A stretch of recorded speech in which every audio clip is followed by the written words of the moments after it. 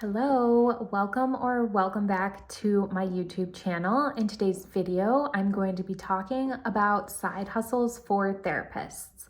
Now, in a perfect world, I don't think therapists would need side hustles, but we all like to make a little bit of extra money, and therapists are tragically underpaid. So I often see on Reddit people asking, like, what are you guys all doing to bring in side income as therapists? And I love to follow posts like that because I'm just curious. As a millennial, I think side hustles and like monetizing your hobbies was pushed to us so hard. Like millennials and the girl boss era, it's like a whole other thing.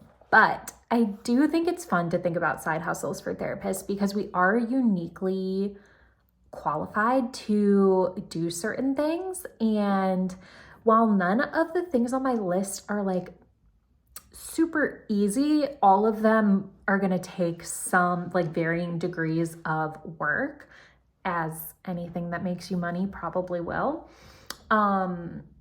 I think that these ideas are great because some of them have really low overhead, and some of them I've tried myself and I know that they work and that you can make money off of them. So let's just jump right in. If you are interested in making money on the side, this video is for you. Hi, my name is Alyssa Powers, and I started this YouTube channel to teach you the things that grad school didn't so you can thrive as a mental health professional. Let's get right into the side hustles, starting off strong. The first thing that you could do is sell digital products. So as therapists, we probably have some sort of specialty that people are looking for that could be turned into some sort of digital product and sold on Etsy or some sort of storefront, or even maybe on Amazon. There's tons of people making money from digital products. And the thing I absolutely love about that idea is that you do the work one time, you put it out there, and then you're done with it and you can keep making money from it after that. There are therapists selling worksheets, workbooks, journal prompts. There's so many ideas out there. So that is something that I think you could be uniquely qualified to do. And programs like Canva are going to be super helpful in terms of getting that started, because if you're a therapist, I'm assuming you're not a graphic designer as well. And I know Canva has helped me do so much for my YouTube channel and all kinds of other projects that I have. So selling digital products is my first recommendation. My second recommendation is kind of similar, and it's something I've personally done, which is writing Amazon ebooks. Now, the first time I ever did this, I wrote a book about capsule wardrobes, and it still sells to this day.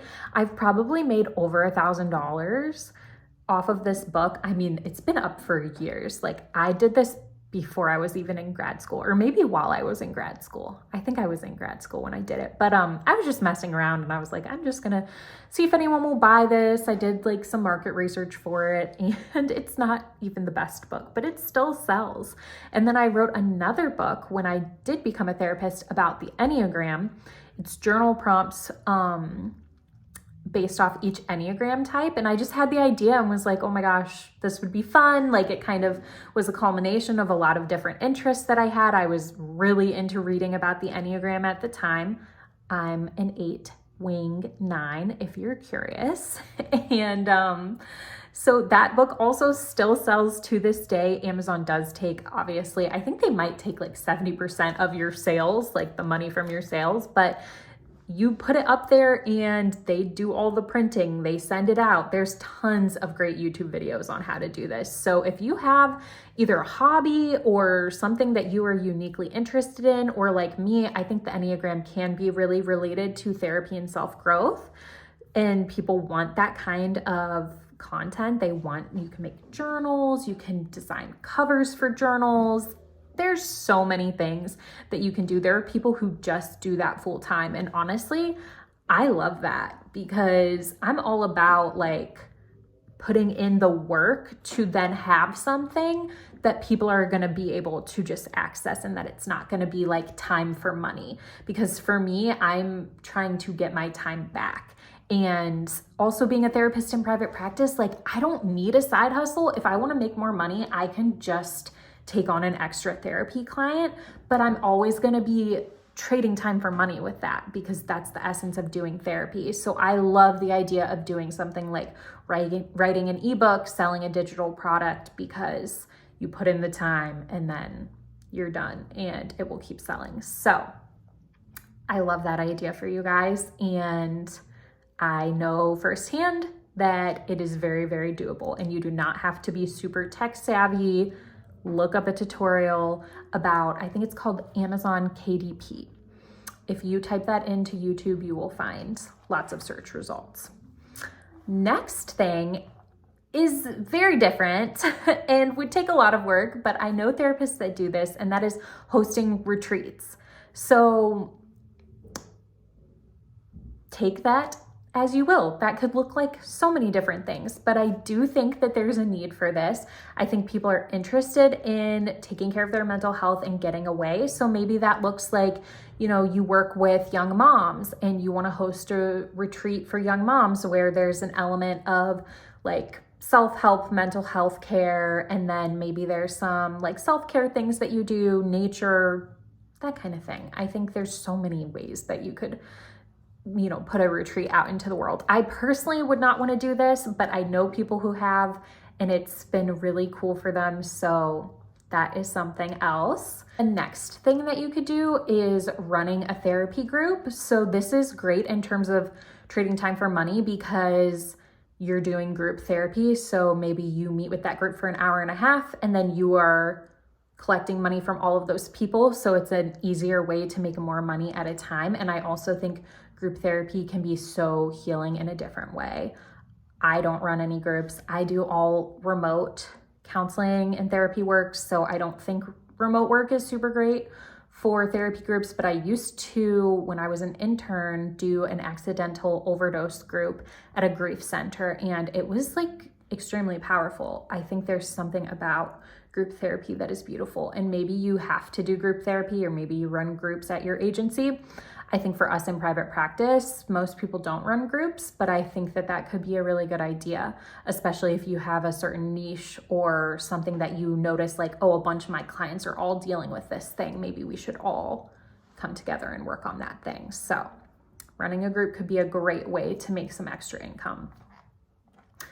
Next is teaching CEUs. I don't know a ton about the CEU world. Obviously, I've taken CEUs. I know there's a woman actually two women I know of that have wildly successful CEUs programs. One is in EMDR and the other is in supervision, like a course that you can take to get your S as an LPC. And I'm pretty sure they make more money doing that than their therapy practices, because there's people lining up to do this. Like I wanted to do part 2 of my EMDR training and they were like, we're full until like midsummer. So I think that would probably be extremely lucrative if you are a gifted speaker. Like these women aren't just out here like, oh, I'm trying to make a little side income. They are so talented at teaching and speaking, and that's why people keep coming back. But I do think that that is an awesome way to make some side money, and people are looking for high quality CEUs because there's so many random terrible CEUs out there that are like really not great. So I think if you have something to say and you can market it, then that is wonderful. The next thing is consulting work, which I have also done. I used to do some SEO consulting where I would just meet with other therapists and help them with SEO work on their websites. And it was fun. I don't really do it anymore because I have an 8-month-old and I don't have a ton of time, and that is still time for money. But if you have a unique skill that other therapists need or people need, doing consulting work on the side is something that I see a lot of therapists do. Similar with supervising, if you are an LPCCS or you have your supervision social work license or anything like that, you can definitely charge people for providing supervision, obviously. And I think there are a lot of people specifically in private practice that are looking for supervisors, because that's not just something that's like automatically included if you run your own practice and you're not fully licensed yet. So supervising could be super fun. I'm an LPCCS and I've never supervised anyone. Right now, for where I'm at in my life, I don't feel, one, very confident in doing that, and two, ethically, it seems like a lot to like say, okay, I'm signing off on this person's notes. I'm signing off on how this person is dealing with ethics. Like, you really take on all of that onto your license. And I am all about protecting my license. Protect your license at all costs. Therapists, don't do anything unethical. Do not take on supervisees that are messing around. Like, I can make a whole other video on that. But supervision, I think some people are really gifted in this, and it's something I would like to do someday when I think I have more skills or maybe just more desire to do that kind of thing. I think because I've always been in private practice, I don't feel as, I don't know, I haven't been in that like supervisor relationship in a long time either. And I don't know that I've seen like super strong examples of what that looks like, but you might. And so that could be a good idea for you. And then teaching at a college, I had a friend who did this, and she didn't have her PhD. She just specialized in working with adolescents, and she taught an adolescence elective at a local college. And I think that's so cool. I would love to do that someday when I'm older. I don't think it's very lucrative, but I think it would be so cool to do that. Like, I think I have romanticized the idea of being a professor in academia, but it'd look really nice on your resume too, right? Like, that's just kind of a prestigious thing to do, I feel. So that is something that exists. And then last thing is social media. I am sure if you're watching my YouTube channel that you know that there are lots of therapists on social media, TikTok, Instagram, YouTube, probably Twitter, who knows? I'm not on Twitter, but there are lots and lots of ways to make money as a therapist on social media. The hardest hurdle to overcome is actually building an audience so people know what you're offering. I know I have multiple podcasts that I listen to weekly that have ads in them that are run by therapists that I really enjoy. Of course, there are Instagram therapists, there are people on TikTok, there are a handful of us on YouTube. I personally only know the people that put out content similar to what I do, which is marketed towards therapists. I'm not talking to like clients, or people that are seeking out therapy, but there needs to be more of us here on YouTube. I really think long form content is going to have its comeback. I feel like TikTok and Reels and even YouTube Shorts and stuff, I feel like people are burning out from that, and long form is going to come back. If you are still watching this video, then you like long form content because you were at the end of the video. But yeah, I think we need more people. There's only like 5 of us. I'm sure there's more, but there's only a couple people that are consistently making YouTube videos like this. And I'm so passionate about it because when I was trying to become a therapist, I was very lost, confused, needed resources, couldn't find them. The only podcast at the time I could find was like Practice of the Practice, if you've seen that. He's been around for a long time. He's great. Joe Sanak, I think is his name. He's really great. But now there's so much more, especially post-pandemic. I think a lot of therapists were like, okay, I think I need multiple streams of income to feel a little more secure, because that just put us all through a loop. So, okay, before this video gets way too long, a couple things I would not recommend doing as a side hustle if you are a therapist is 1, anything that is unethical, and 2, BetterHelp, because BetterHelp pays like booty. And all those therapists out there recommending BetterHelp, getting on the ads for BetterHelp, don't trust them. I will never, not that I'm getting sponsors or anything right now, but I would never work with BetterHelp. If you are a therapist, you know, underpaid. They don't take good care of client data. It's a mess over there. Why am I whispering? I think because I know I'm posting this on YouTube and I feel like BetterHelp owns the YouTube therapist. There are just ads for it constantly. I get those ads constantly because of this kind of content that I'm looking at. But anyways, I would stay away from that. And then I would stay away from anything unethical, like writing people emotional support animal letters.